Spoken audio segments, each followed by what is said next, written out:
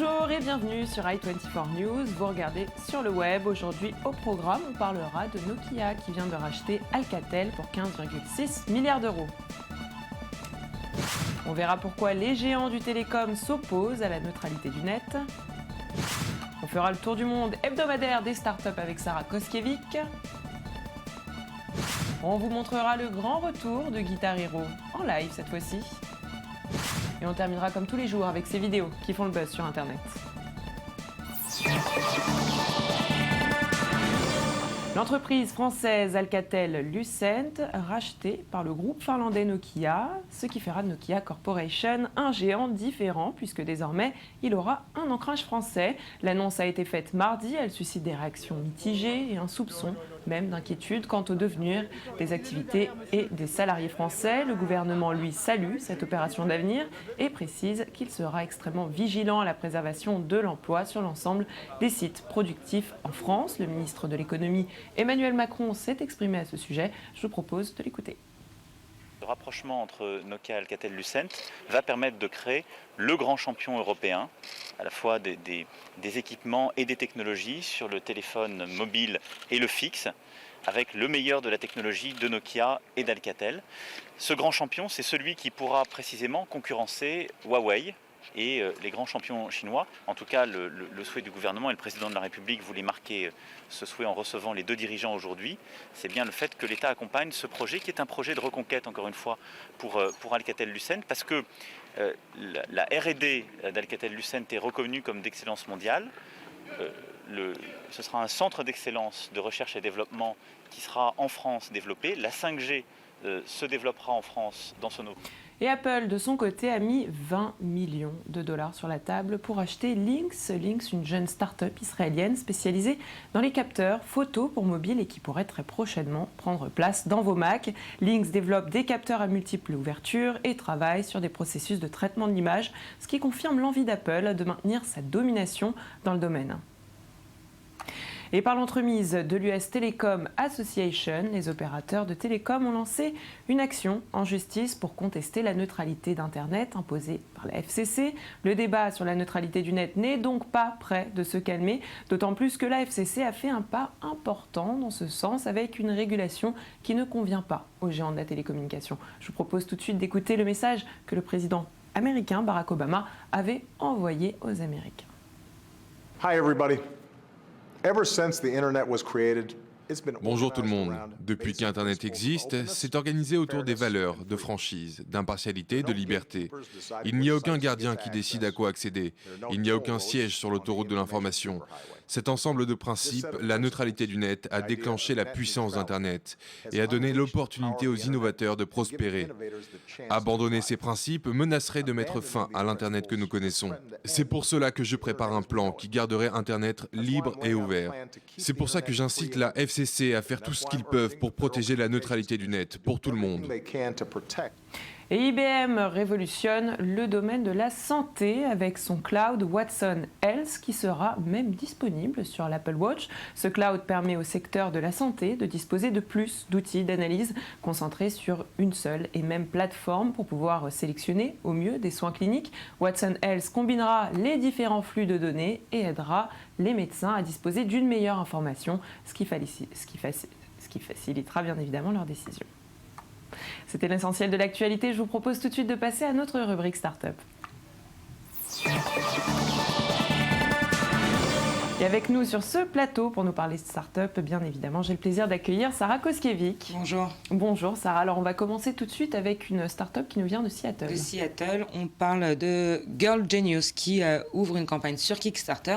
Girl Genius, c'était une BD qui est devenue un webcomic, donc une BD sur Internet, et qui était en réalité gratuite et consultable en ligne. On pouvait absolument lire Girl Genius en ligne, mais depuis 3 ans, le couple qu'on voit sur cet écran récolte de l'argent pour pouvoir imprimer ce webcomic. Donc évidemment, ce n'est pas les mêmes histoires que la BD physique, mais c'est vraiment la version... Donc on avait commencé avec une BD physique qui est devenue une webcomic. Et là, on veut retourner à en fait, la on veut source. imprimer ces histoires-là, donc un recueil d'histoires qui sont disponibles gratuitement sur Internet. On veut les imprimer pour en faire une espèce de petit coffret. Donc ça fait 3 ans qu'ils font ça. Ça a toujours été des campagnes Kickstarter qui ont récolté énormément énormément d'argent, qui ont levé énormément de fonds. Par exemple, les 2 dernières campagnes, donc les 2 années précédentes, combinées, ces campagnes ont levé un demi-million de dollars, donc c'est quand même pas rien pour quelque chose qui est, je vous le rappelle, vraiment complètement gratuit en ligne.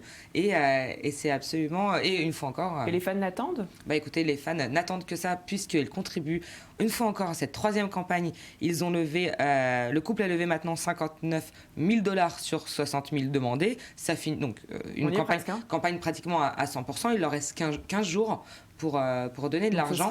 Et c'est les fans qui veulent lire, donc évidemment ça marche, puisque les fans des comics sont quand même une grosse population d'Internet et qui donnent souvent pour lever des fonds pour ce genre de campagne et pour voir leur BD en physique dans leur salon. Et ce n'est pas la seule start-up d'ailleurs qui marche bien à Seattle. Vous en avez une autre à nous présenter aujourd'hui. Seattle nous a gâtés cette semaine. On part voir Meld, qui est un système de contrôle de température de cuisine. On va le voir sur l'écran. C'est un système évidemment qui vient avec une application. Et en fait, on va le voir... On ne comprend pas bien. Là. Alors pour l'instant, on ne comprend pas bien, mais on va le voir tout de suite sur l'écran. Donc on nous explique, et vous le savez, Virginie, cuisine, voilà, vous le savez comme vous cuisinez, qu'il est toujours très compliqué d'avoir une température exacte. C'est souvent trop chaud, donc ça brûle, ou trop froid, donc ça ne cuit pas assez. Et donc Melt nous propose... Les startups se soucient beaucoup en ce moment de la température idéale. Absolument, et de toute façon, il faut quand même bien remettre les choses dans leur contexte. Les foodistas, les gens qui aiment la nourriture, sont très présents sur Internet, et c'est pour ça que même dans cette émission, on fait souvent des émissions qui ont attrait à la cuisine. Et Melt va peut-être changer le monde, puisqu'il nous permettra d'avoir un plat à température exacte, et pour cela, on a une application sur son smartphone, mais aussi un bouton qui va remplacer le bouton de notre cuisinière ou de notre gazinière, des plaques directement relié au smartphone. Alors, un petit peu plus complexe, parce que sinon c'est un petit peu dangereux.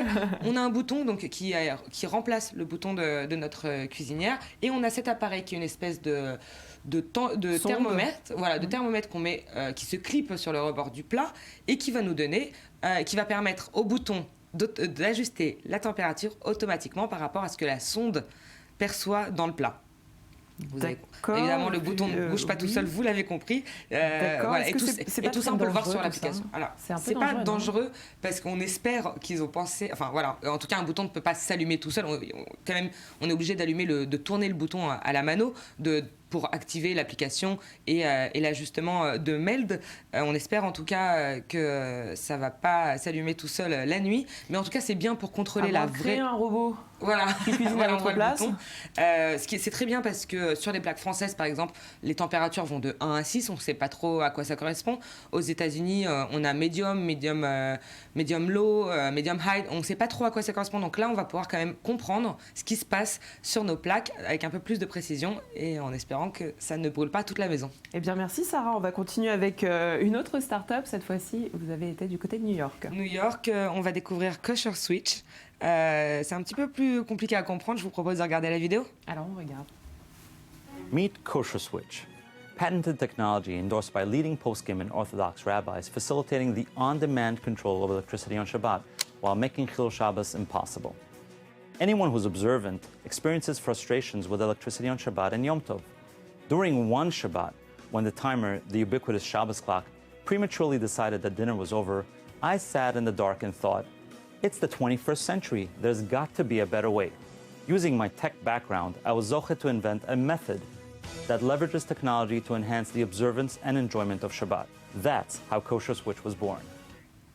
Est-ce que ça a été approuvé par tous les orthodoxes, hein ? Alors, tous les orthodoxes du monde, je ne sais pas, mais en tout cas, et on ne le voit pas, on l'a pas vu sur la vidéo, mais on le voit un petit peu plus tard, on a sur cette vidéo beaucoup de rabbins orthodoxes qui cautionnent et qui approuvent Kosher Swift, mais de manière très très sérieuse. On parle là de rabbins orthodoxes, pas de... Alors, expliquer un peu au public comment ça se passe. Pendant le Shabbat, on ne peut pas utiliser la lumière. Pendant le Shabbat, on ne peut pas utiliser, et les jours de fête, on ne peut pas utiliser l'électricité. Et là, pourquoi cet interrupteur est cachère ? C'est parce qu'on ne touche pas directement l'électricité. Donc en fait, l'interrupteur, on ne le voit pas là sur l'image, mais à l'intérieur de l'interrupteur, on a un morceau de plastique plastique qui va bloquer ou ne pas bloquer les ondes électriques. En fait, c'est comme si l'électricité marchait en permanence et en mettant le bout de plastique au milieu du circuit fermé, un petit peu des souvenirs de vos cours de physique. Oui, ça revient. En circuit fermé, on va bloquer l'arrivée à l'électricité. Donc c'est en ça que c'est cachère. C'est pas vraiment parce qu'on touche, c'est vraiment parce qu'on ne touche pas directement à l'électricité. Parce qu'on ne peut pas contrôler la probabilité que ça s'allume ou que ça s'éteigne. Voilà, en tout cas, voilà, on le voit là, c'est un petit système en plastique. C'est une opération, une campagne qui est sur Indiegogo, qui a été ouverte il y a 3 jours. Ils ont récolté $40,000 sur 50 000 demandés. Donc autant vous dire que je pense que pas mal de juifs pratiquants traditionnalistes... À mon avis, ça se passe du côté de New York. Hein. Voilà, et religieux ont vu midi à leur porte sur ce coup-là, parce que c'est vrai que c'est compliqué de vivre sans électricité pendant les jours de Shabbat et les jours de fête. Et en tout cas, c'est complètement cachère puisqu'on ne touche pas à l'électricité directement. C'est vraiment de plastique à plastique. Et puis on évolue avec la société. Et puis c'est vraiment ce qu'il dit dans la vidéo. Au 21e siècle, est-ce qu'on est vraiment forcé de rester dans le noir tout un week-end ? Tous ces travaux. donc voilà, on espère que Kosher Switch va arriver jusqu'à tous nos interrupteurs. Très bientôt. Merci Sarah pour toutes ces informations. On continue tout de suite avec notre rubrique high-tech. Et bonne nouvelle pour les fans de Guitar Hero, son éditeur vient de confirmer l'arrivée de Guitar Hero Live qui sera disponible dans le monde entier. Il va falloir attendre l'automne. Cette nouvelle version introduit 2 façons de jouer. Le live qui offre une vue à la première personne tout en jouant la carte de l'immersion et du réalisme, mais aussi GHTV, une plateforme vivante de clips vidéo jouable en live avec vos amis. Vous pourrez donc créer des buffs ou alors affronter d'autres joueurs grâce à Internet. Regardez.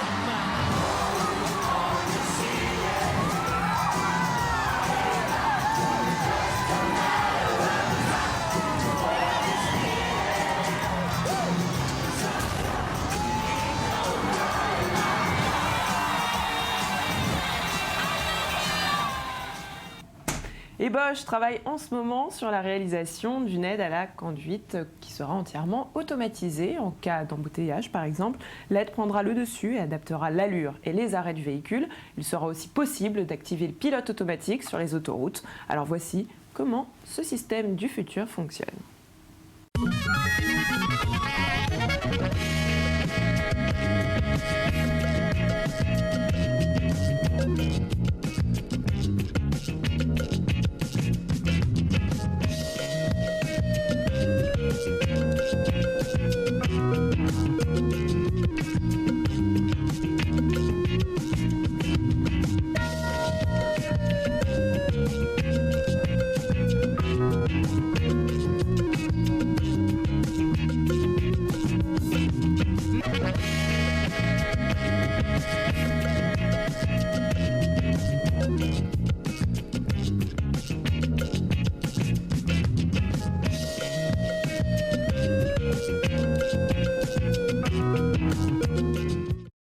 Et puis on change de sujet avec ce jeu qui a rendu complètement fou les internautes. Si vos amis n'ont pas encore fait appel à vous sur Facebook, eh bien ça ne serait tardé. Coucou Cube a réussi à détrôner Candy Crush. Il s'agit d'un jeu de cubes colorés comme vous pouvez le voir. À chaque étape, il faut trouver le cube dont la couleur est différente des autres. Plus le nombre de cubes est important, plus il est difficile de localiser l'intrus.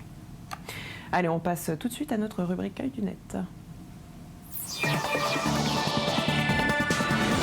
Grâce à l'astronaute Terry Virts qui s'est rendu sur la Station spatiale internationale, la toile a pu obtenir des images de la Terre et du Soleil livrées par une caméra GoPro. Et ce, attention, depuis l'espace, des images très impressionnantes. Regardez.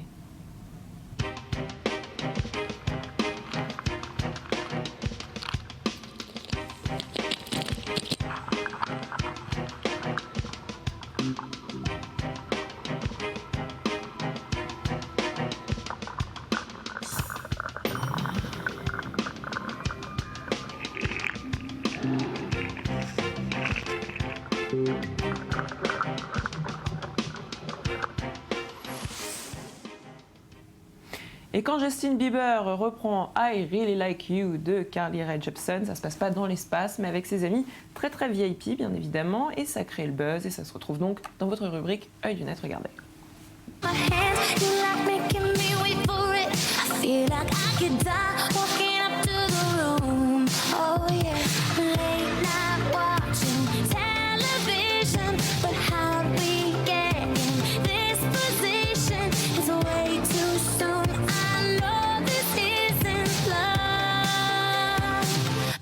To tell you something.